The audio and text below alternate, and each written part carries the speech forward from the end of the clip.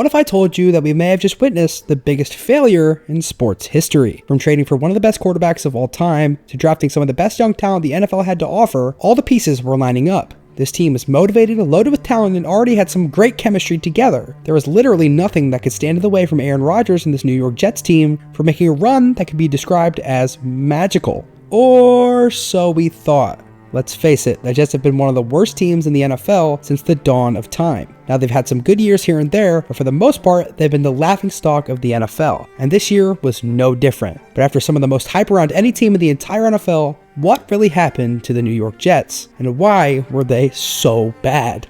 The story of the worst team in 2024 goes all the way back to when Joe Namath won his first Super Bowl, back when the Jets were decent. But for the sake of my sanity, we will start this timeline midway through the 2022-2023 NFL season. They were off to what was an amazing start for this Jets team. They started the year going 7-3 in hopes were alive for this fabled organization. But in true New Jersey fashion, they would go on to lose their last 7 games and finish 7-10. Now, to the average sports fan, this would be incredibly surprising, but to somebody who's been religiously watching the NFL for 19 years, this was no surprise. The common denominator for this Jets team was horrendously bad quarterback play. Their recent number 2 overall draft pick, Zach Wilson, might have been the biggest bust in NFL history, and literally every single quarterback that the Jets employed during this time was significantly better than he was. But little did we know, the Jets would be willing to do anything to fix this quarterback issue.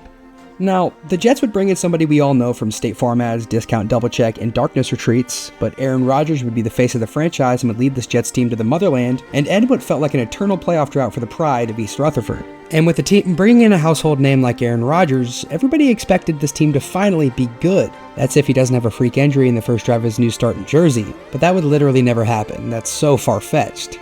Right?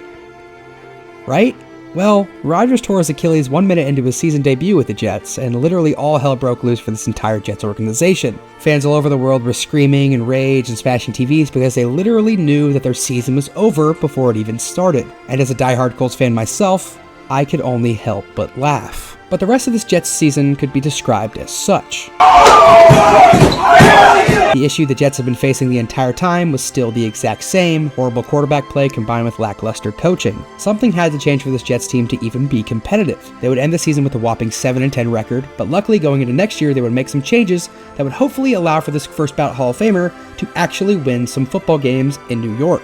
They would go out and get all-pro tackle and future Hall of Famer Tyron Smith in free agency. They would also go on to draft a tackle in the first round to help secure the horrendous offensive line that the Jets have been dealing with since the dawn of time. They would also go out and grab a real backup quarterback just in case Rodgers had another Rodgers moment once again this season. They would go out and get a new receiver for Rodgers also, which the Packers never did. They would also go out and get one of the best pass rushers in the entire NFL. What could possibly go wrong for this Jets team?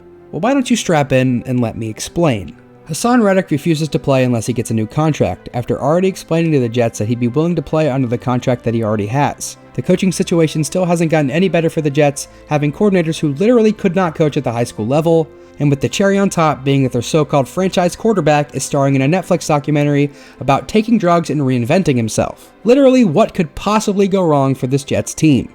Well, the Jets actually started off the year pretty well, going 2-1, and Aaron Rodgers had the best home debut I think anybody could have asked for. He was literally lights out, and this Jets team looked like they had some confidence, and better yet, some competence, which I had yet to see in my short 19 years on this planet. They had some momentum, and for the love of God, if they could just score one singular touchdown against the Broncos in Week 4, they would have one of the best starts to a season they'd had in a very long time.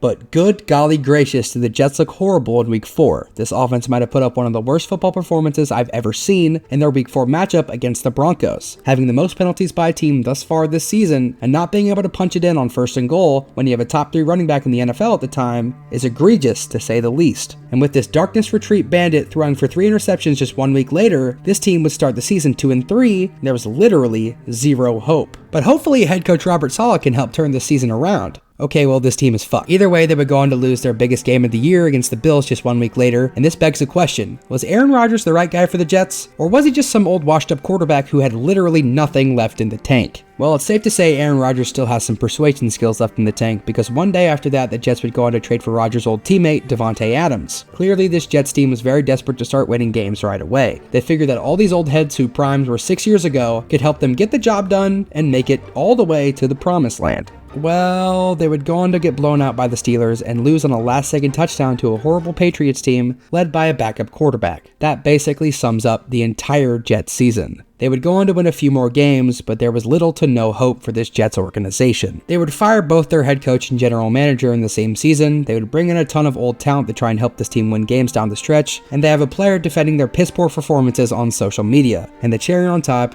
is that Woody Johnson's 18-year-old son is now officially running the show in New York. And according to my expert opinion, I think it's time that Aaron Rodgers steps away from football. He doesn't need it. He's a movie star, and there is only one way to fix this team.